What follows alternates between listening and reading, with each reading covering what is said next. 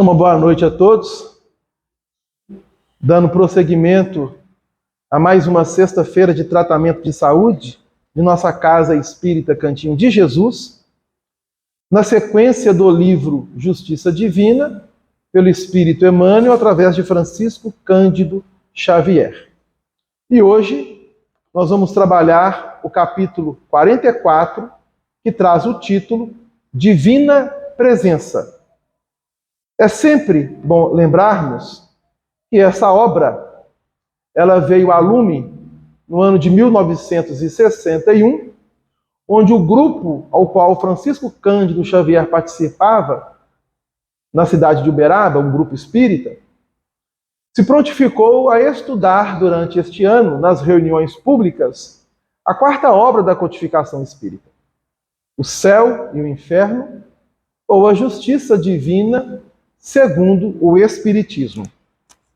Bom, na noite do dia 3 de julho de 1961, dentro da primeira parte da obra Céu e Inferno, no capítulo 6, item 12, foi lido essa mensagem, os irmãos dialogaram e no final, Emmanuel nos abrilhanta com uma mensagem, dando o título Divina Presença.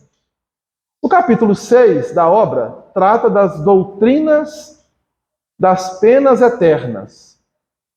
Bom, então hoje nós vamos fazer diferente. Nós vamos ler primeiro a mensagem de Emmanuel, para depois observar por que ele traz esse título e as suas colocações devido ao item 12 do capítulo 6.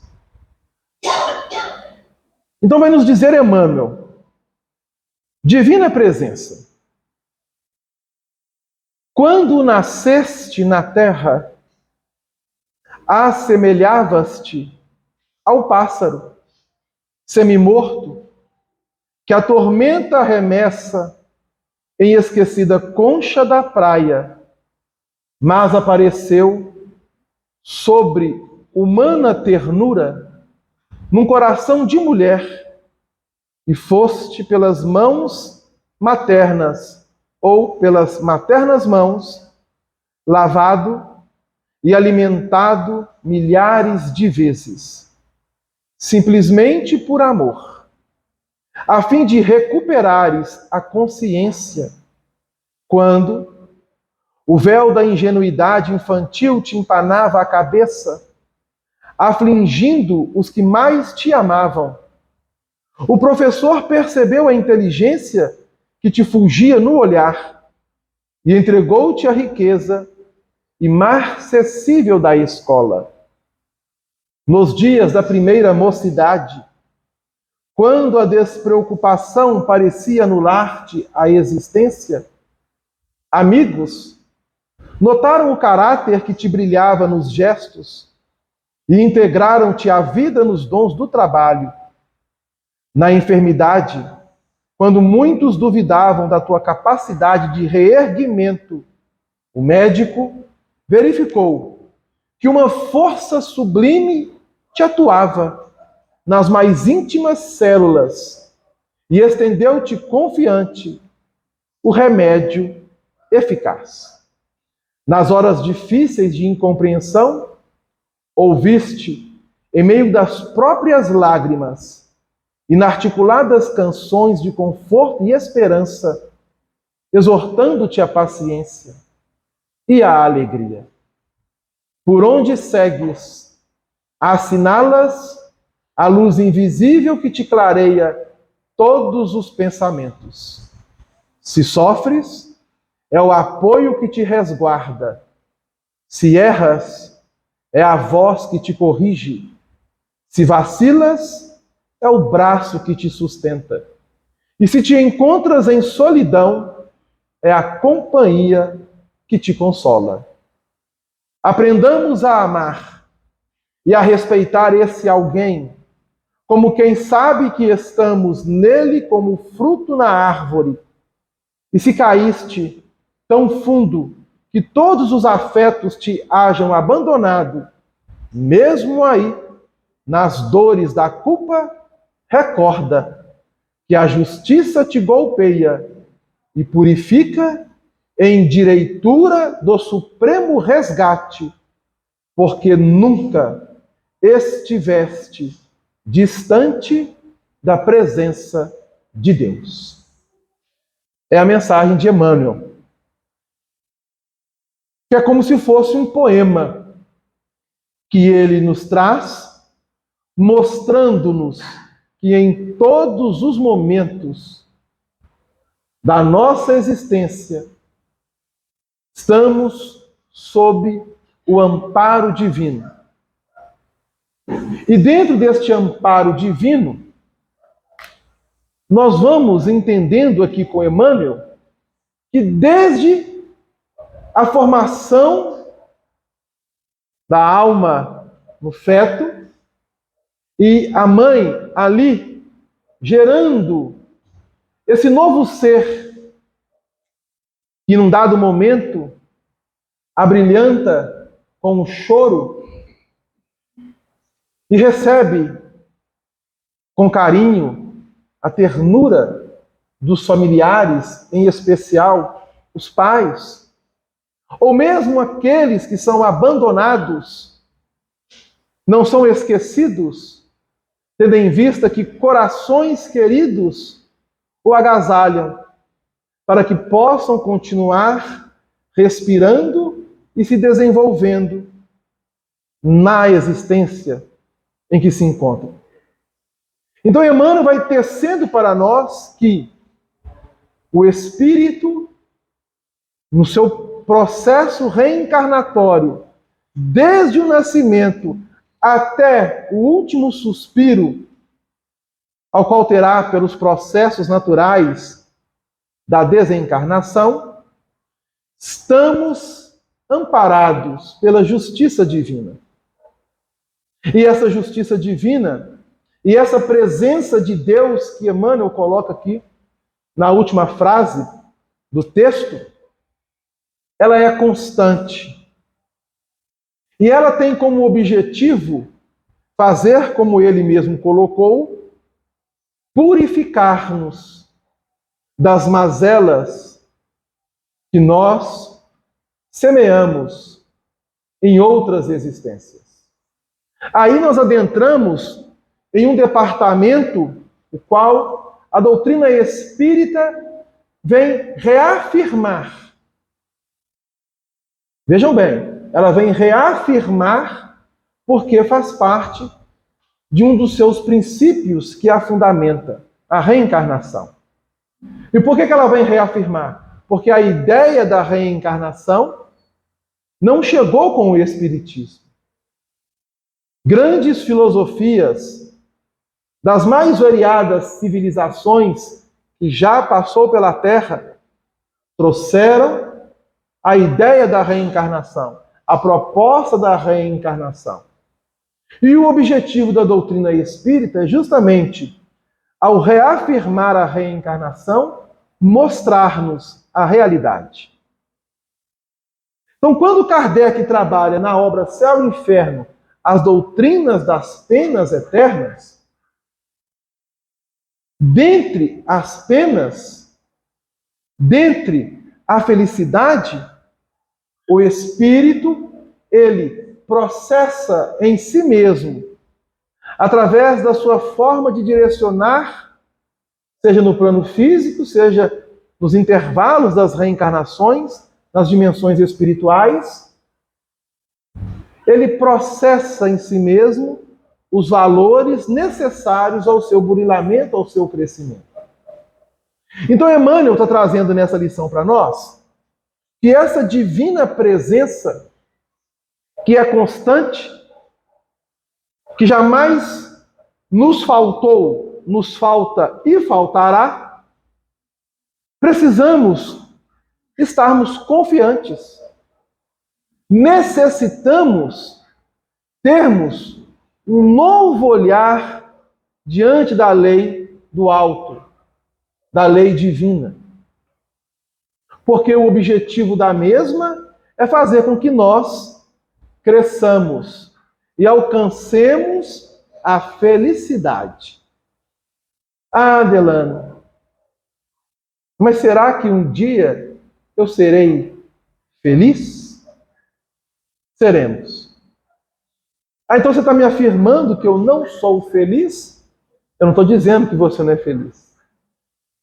Eu estou apenas dizendo que no planeta que nós habitamos, que ainda é de provas e expiações, as dores fazem parte do processo. As amarguras, os sofrimentos, as doenças e uma série de situações pelos quais temos vivenciado, já vivenciamos e ainda iremos vivenciar na nossa humanidade. Embora pareça que o progresso é lento aos nossos olhos, mas ele não é. Ele está de acordo com o tempo que nós utilizamos em nosso favor ou contra nós mesmos.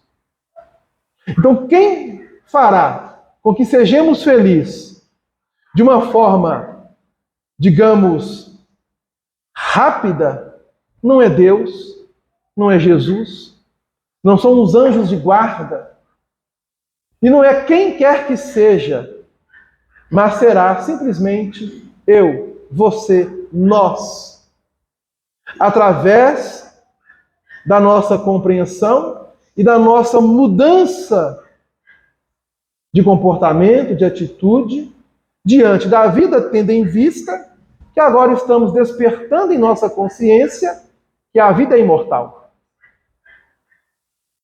Ela jamais deixará de existir, uma vez criada. E quem criou a vida é Deus. Nem Jesus tem capacidade para criar vida. Só Deus. E aí, na noite do dia 3 de julho de 1961, no capítulo 6 da obra Céu e o Inferno, no item de número 12, Kardec vai dizer assim: a isso responde-se que o pecador que se arrepende antes de morrer experimenta a misericórdia de Deus e que, então, o maior culpado pode encontrar graça diante dele. É interessante essa colocação de Kardec, porque ele está nos dizendo que um indivíduo, uma pessoa, um ser, que cometeu, vamos dizer, algumas situações desagradáveis durante a sua existência. E ele está para sair do corpo, está para desencarnar. E passa um filme pela sua cabeça. E ele, querendo ou não, ou ela, querendo ou não, vem aqueles flashes de acontecimentos que às vezes ficou como que arquivado na memória e que não estava sendo acessado, mas que diante do momento que a pessoa está passando pelo processo da desencarnação, aqueles flashes de uma experiência, de uma vivência não tão boa, vêm à tona. E a pessoa, ela pode ser tocada pelo arrependimento e dizer assim: poderia ter feito diferente, poderia ter feito de uma outra forma. E agora, meu Deus, já é tarde, pois que estou para sair do corpo e a morte virá me buscar. E o que acontecerá comigo? E aí Kardec coloca que, independente do erro, qualquer pecador, se arrepender de forma sincera, experimenta misericórdia diante de Deus. E aí vamos abrir um parênteses. E aquele que não se arrepender? Não vai encontrar misericórdia? Olha que coisa interessante. Vai. Mesmo o espírito que estiver em uma situação de muita dor, de muito sofrimento, em uma situação que parece que não tem fim, ele está na presença divina. Ele está sob o amparo da misericórdia divina. Ele ainda não sabe. Porque a dor e o sofrimento talvez seja tão imensa e tão grande que faz com que o espírito não trabalhe no seu campo mental outros valores para se desvincular de uma situação que tem sido desagradável a ele. E aí, o Kardec continua no item 12. Isso não se coloca em dúvida. E concebe-se que Deus não perdoe senão ao arrependido e seja inflexível para com os endurecidos? Mas, se ele é cheio de misericórdia para a alma que se arrepende, antes de ter deixado o seu corpo, por que cessaria de sê-lo para aquela que se arrepende depois da morte? Então o que ele está dizendo? Ele está entrando num campo de doutrina teológica quando fala das penas eternas. E dentro do que foi repassada à nossa humanidade, dentro do cristianismo, das escolas cristãs, catolicismo e protestantismo, o ser que não se arrepende não encontra graça diante de Deus. Aí deixa o corpo, e o que acontece com essa alma? Estará no tormento, no sofrimento, pela eternidade? É o que Kardec vem trazer como uma reflexão. E aí ele coloca assim: por que o arrependimento não teria eficácia senão durante a vida, que é apenas um instante? E não o teria mais durante a eternidade? Então ele está fazendo uma comparação. Quer dizer então que eu me arrependo do que fiz durante a vida, encontro graça. Mas se eu não me arrepender durante a vida, do plano físico, desencarno, estou do outro lado, eu posso mudar de ideia? Pode. Eu posso modificar a minha forma de compreender, de entender? Posso. E se eu me arrepender do outro lado, não poderei encontrar graça diante de Deus? É o que Kardec está trazendo. Se a bondade e a misericórdia de Deus estão circunscritas em um tempo dado, elas não são infinitas.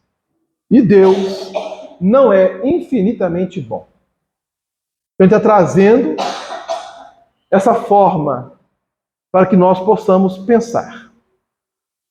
Como a doutrina espírita está nos esclarecendo que Deus é soberanamente justo e bom, ele concede a todos a oportunidade de se desenvolver, de crescer, de alcançar o objetivo pelo qual todo espírito fora criado: ser feliz. E nós o seremos. Porque faz parte do planejamento, da programação divina. Ah, Adriano, mas quando que eu serei realmente feliz? Quando? Já fizeram essa pergunta? Jesus ensinou-nos. Só que nós ainda temos grande dificuldade de conjugar em toda a sua extensão, conforme Jesus nos propôs, este ensinamento. Amor. Amar. Quando nós amarmos uns aos outros da forma que Jesus amou-nos e continua nos amando, chegaremos à felicidade. Ah, Adriano, mas eu amo. Será? Ah, mas eu não vivo sem Beltrano, sem Ciclano, sem Fulano. Então nós estamos identificando que o amor, do ponto de vista humano, na nossa interpretação, na nossa visão, ele terá gradações finitas, não infinitas. Gradações finitas. Por que finitas? Porque tem limite. O amor, dentro da conceituação humana, tem limites. Porque ele é finito. Mas quando aprendermos a amar da forma que Jesus exemplificou, nós adentramos num outro campo de ação e de atuação.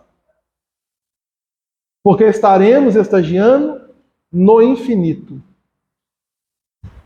E essa presença divina, que é constante, que é permanente e que é infinita a cada um de nós, está nos convidando a nos tornarmos felizes no aprendizado que a existência atual tem trabalhado conosco, como já foi trabalhado em outras existências e ainda será trabalhado em futuras existências.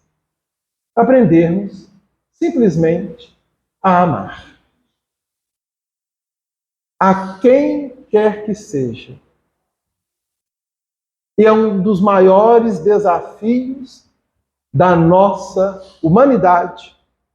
E por que não dizer o maior desafio do espírito? Principalmente se tratando de estar em um planeta de provas e expiações.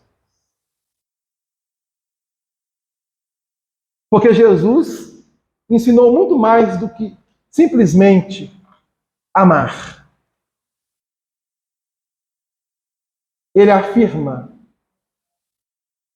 aprendestes o que foi dito aos antigos? Amarás o teu próximo e odiareis aos vossos inimigos. Eu, porém, vos digo: amai aos vossos inimigos. E ele continua, cujos registros se encontram no capítulo 5, a partir do versículo 43 do Evangelho segundo Mateus.